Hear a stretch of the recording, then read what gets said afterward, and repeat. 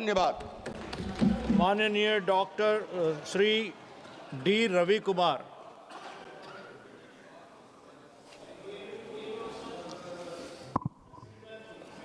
மக்களவை தலைவருக்கு வணக்கம்.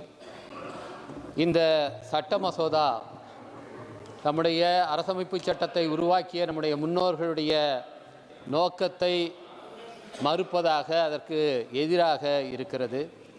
அது மட்டுமல்லாமல் அரசமைப்பு சட்டத்தை உருவாக்கிய புரட்சி அம்பேத்கர் அவர்கள் பிரிட்டிஷ் ஆட்சி காலத்திலே லேபர் மெம்பராக இருந்து இந்திய தொழிலாளி வர்க்கத்துக்கு ஈட்டித்தந்த உரிமைகள், சங்கம் சேரும் உரிமை, 8 மணி நேர வேலை என்கின்ற உரிமை, வேலை நிறுத்தம் செய்யக்கூடிய உரிமை, அதுபோல பெண் தொழிலாளர்களுக்கான உரிமை, இவற்றையெல்லாம் இந்த சட்ட மசோதா முற்றிலுமாக அழித்தொழிப்பதாக இருக்கிறது.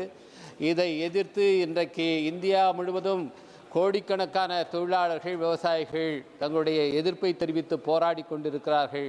அவர்களோடு என்னுடைய சாலிடாரிட்டியை, ஒற்றுமையை இங்கே தெரிவித்து இந்த சட்ட மசோதாவுக்கு என்னுடைய எதிர்ப்பை முதலிலே தெரிவித்துக் கொள்கின்றேன். இந்த மசோதாவினுடைய விதி 25 வேலைநிறுத்தம் செய்வதற்கான நோட்டீஸ் 14 நாட்களுக்கு முன்பாக வழங்கப்பட வேண்டும் என்று சொல்கிறது. ஒரு சில நிறுவனங்களில் மட்டும்தான் இந்த விதி இருந்தது. இன்றைக்கு அனைத்து தொழில் நிறுவனங்களுக்கும் இது விரிவுபடுத்தப்பட்டிருக்கிறது. அதுபோல் இந்த விதியில் 23 ரீகன்சிலேஷன் ஆரம்பித்து விட்டாலே இந்த ஸ்ட்ரைக் செய்யும் உரிமை கிடையாது என்று சொல்லப்படுகிறது.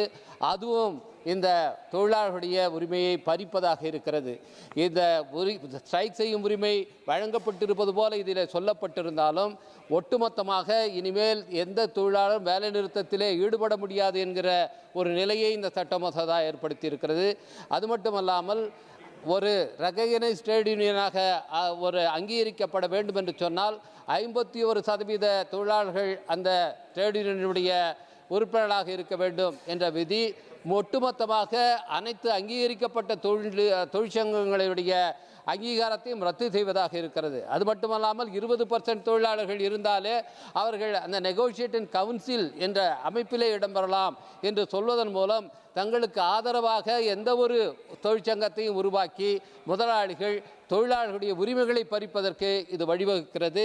இது முற்றிலுமாக தொழிலாளர்களுடைய அனைத்து விதமான உரிமைகளையும் பறிப்பதாக இருக்கிறது. அது மட்டுமல்ல, தொழிலாளர்கள் தவறு செய்தால் அவர்களை வேலை நீக்கம் செய்யலாம் என்று சொல்லுகிற இந்த சட்ட மசோதா முதலாளிகள் தவறு செய்தால் அவர்களுக்கு சில அபராதம் விதிக்கிற ஒரு சிறு தண்டனை மட்டுமே என்று விதி 38 வரையறுத்திருக்கிறது. இதுவும் முற்றிலுமாக இதுவரை இருக்கின்ற தொழிற்சங்க உரிமைகளுக்கு எதிரானதாகும் என்பதை நான் சுட்டிக்காட்டுகிறேன். அது மட்டும் இல்லாமல் ஃபிக்ஸட் டேர்ம் எம்ப்ளாய்மெண்ட் என்று சொல்லி அவர்கள் தற்காலிக ஊழியர்களை அமர்த்திக் கொள்வதற்கு முதலாளிகளுக்கு இது வாய்ப்பளித்திருக்கிறது. இன்றைக்கு நிரந்தர தொழிலாளர்களாக இருப்பவர்களுடைய உரிமைகள் தொழிற்சங்க உரிமைகளை பறிப்பதன் மூலமாக பறிக்கப்படுகிற அதே நேரத்தில் இனிமேல் நிரந்தரமாக எந்த ஒரு தொழில் நிறுவனத்திலும் தொழிலாளர்களே அமர்த்தப்பட மாட்டார்கள் என்கிற ஒரு நிலையை இது ஏற்படுத்தியிருக்கிறது. நம்முடைய மாண்புமிகு பிரதமர் அவர்கள் 2014 ஆண்டுக்கு 2 கோடி பேருக்கு நான் நிரந்தர வேலைவாய்ப்பை உருவாக்குவேன் என்று வாக்குறுதி அளித்தார்கள். ஆனால் இது இனிமேல் நிரந்தர வேலைவாய்ப்பே இருக்காது தொழில் நிறுவனங்களிலே என்ற நிலையை உருவாக்கி இருப்பது அவருடைய அந்த வாக்குறுதியையே மறுப்பதாக இருக்கிறது என்பதையும் நான் சுட்டிக்காட்ட விரும்புகிறேன். கூடுதலாக இந்த தொழிலாளர் தொகுப்புகளை உருவாக்குகிற இந்த சட்ட தொகுப்புகளை உருவாக்குகிற நேரத்தில் இதில் விடுபட்டிருக்கிறவர் டொமஸ்டிக் ஒர்க்கர்ஸ்கள், வீட்டு பணியாளர்கள். ஏறத்தாழ 2.5 கோடி பேர் இந்தியாவில் வீட்டு பணியாளர்களாக இருக்கிறார்கள். அவர்கள் இண்டஸ்ட்ரியல் டிஸ்பியூட் ஆக்டிலும் கிடையாது, மினிமம் வேஜஸ் ஆக்டிலும் அவர்கள் உள்ளடக்கப்படவில்லை. 1978 நீதிபதி VR கிருஷ்ணர் அவர்கள் தலைமையில் இருந்த நீதிபதிகள் அமர்வு லேபர் என்பதை டிஃபைன் செய்து அதை விரிவாக்கம் செய்து எல்லோரையும் உள்ளடக்கக்கூடியதாக ஒரு பரிந்துரையை வழங்கியது.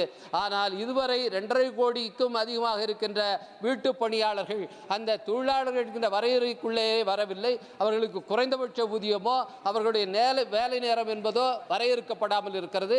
இது இன்டர்நேஷனல் லேபர் ஆர்கனைசேஷனுடைய தீர்மானங்களுக்கும் எதிராக இருக்கிறது என்பதையும் சுட்டிக்காட்டி அவர்களுக்கும் உரிய அங்கீகாரத்தை அளிக்க வேண்டும், அவர்களுக்கான பாதுகாப்பை வழங்க வேண்டும்.